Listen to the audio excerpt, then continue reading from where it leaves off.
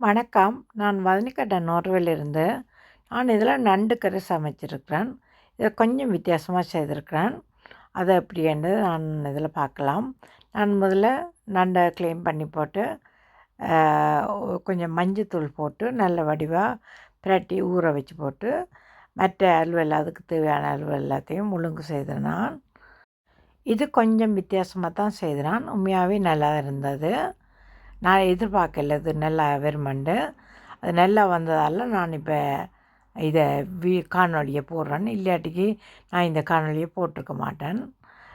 முதல்ல நான் சட்டி அடுப்பில் வச்சுட்டு, நான் நல்லெண்ணெய் தான் பாவிக்கிறதால நல்லெண்ணெயே பாவிச்சு கொண்டேன். ஆனால் இதுக்கு நல்லெண்ணெய் பாவிக்காமல் வேறு எதுவும் எண்ணெய் பாவிக்கலாம் என்று நான் நினைக்கிறேன். டேஸ்ட்டாக இருக்கும்.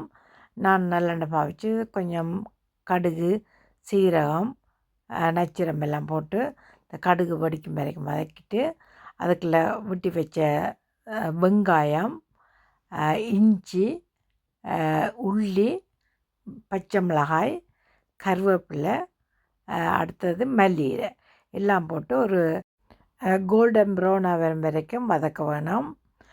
நான் இதில் கொஞ்சம் பெரிய வெங்காயம் தான் பாவிச்சேன் நான். ஆனால் இதில் வந்து சின்ன வெங்காயம் பாவிச்சா தான் உண்மையாக நல்லா இருக்கும். அதால் சின்ன வெங்காயத்தையே பாவிச்சு கொள்ளுங்க.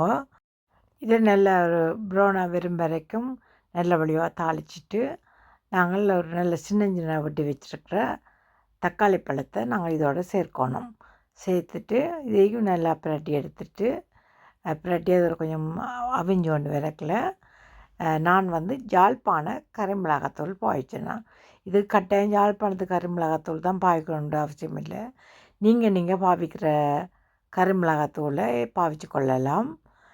அதோட உப்பு, மஞ்சத்தூள் எல்லாத்தையும் நான் சேர்த்து நான் அப்படி பிரட்டி வதக்கினேன்.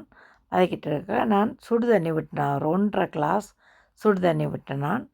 சுடு தண்ணி விட்டுட்டு மூடி விட்டுறா அது கொஞ்சம் அவியும்.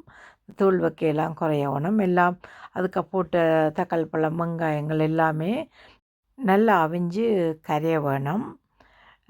நாங்கள் இடைக்கிட அடுப்பை மூடி திறந்து பார்த்து கிளறி கொண்டு இருக்கணும் அடிப்பிடிக்காமல்.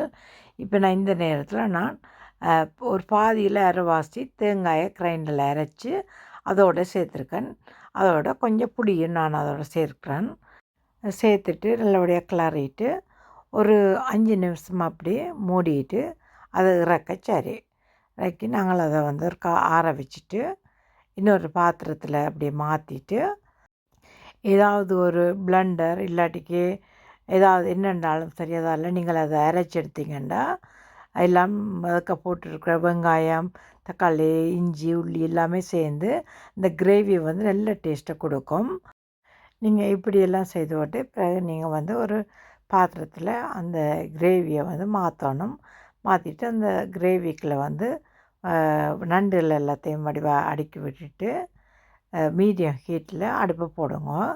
போட்டு இடைக்கட பிரட்டி விடுங்க. மொத்தமாக ஒரு 15லேருந்து 20 நிமிஷத்தோட இந்த சமையல் முடிஞ்சிடும். உங்களுக்கு விரும்பினா நீங்கள் கொஞ்சம் தண்ணி கொஞ்சம் விடுங்க. சுடு தண்ணியாக விடுங்க. அப்போ தான் உங்களுக்கு குழம்பு கொஞ்சம் வரும். இல்லை திக்காக வேணும்னா நீங்கள் அப்படியே விட்டுருங்க. இதில் பார்த்திங்கன்னா எந்த கழிவுமே இல்லை. எல்லாமே நீங்கள் சாப்பிடலாம். இஞ்சி, உள்ளி, கருவேப்பிலைன்னு சொல்லி எல்லாமே நீங்கள் சாப்பிடலாம். சரி, இப்போ என்னுடைய சமையல் முடிஞ்சது. நீங்களும் இதேமாரி செய்து பாருங்க. நான் புட்டும் சமைச்சிருக்கேன், சோறும் சமைச்சிருக்கேன். எந்த சாப்பாட்டுக்கு இந்த நண்டு கறி நல்லா இருக்குமென்று நீங்கள் நினைக்கிறீங்கள்? சரி, நான் என்னுடைய காணொளியை இதோட நிறைவு செய்கிறேன். உங்களுக்கு இந்த காணொளி பிடிச்சிருந்தா லைக் பண்ணுங்கள், மறக்காமல் சப்ஸ்கிரைப் பண்ணுங்கள், உங்களோட ஃப்ரெண்ட்ஸ் மேருக்கும் ஷேர் பண்ணி விடுங்க. நன்றி, வணக்கம்.